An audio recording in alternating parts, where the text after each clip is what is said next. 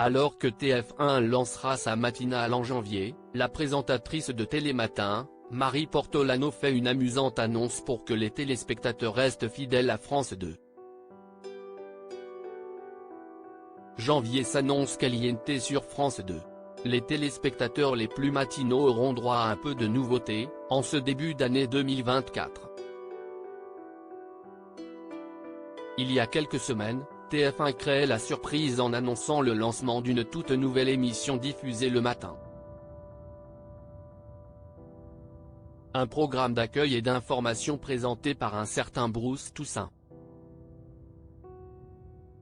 Le journaliste de 50 ans, a effectivement quitté BFM Télévision, où il exerçait depuis 5 ans, le vendredi 1er décembre dernier, afin de se consacrer à la préparation de ce rendez-vous inédit pour la Une, dont le concept n'est pas sans rappeler celui de Télématin.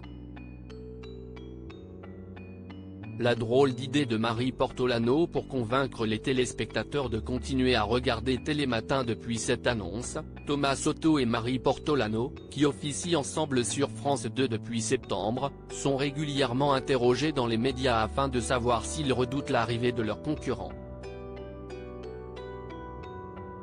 La crainte étant que Bruce Toussaint leur dérobe une partie de leur audience.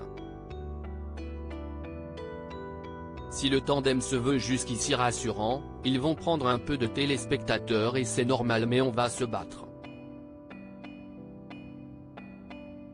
Télématin, c'est une émission qui se regarde depuis 35 ans de père et de mère en fils et en fille. Mes parents regardaient, moi je regardais.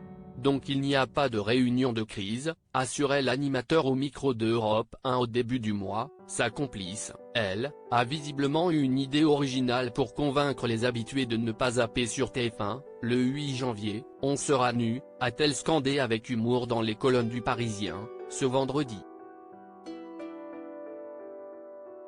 Des chroniqueurs de Télématin en partance pour la matinale de Bruce Toussaint. Si l'amusante déclaration de Marie Portolano pourrait titiller la curiosité de quelques téléspectateurs, certains chroniqueurs de Télématin n'ont, eux, pas résisté aux sirènes de la Une.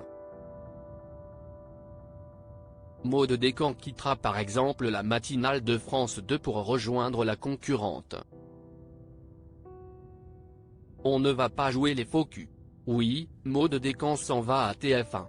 C'est une excellente journaliste, ça prouve d'ailleurs qu'ils vont s'inspirer de nous, avait confirmé Thomas Soto dans Culture Média.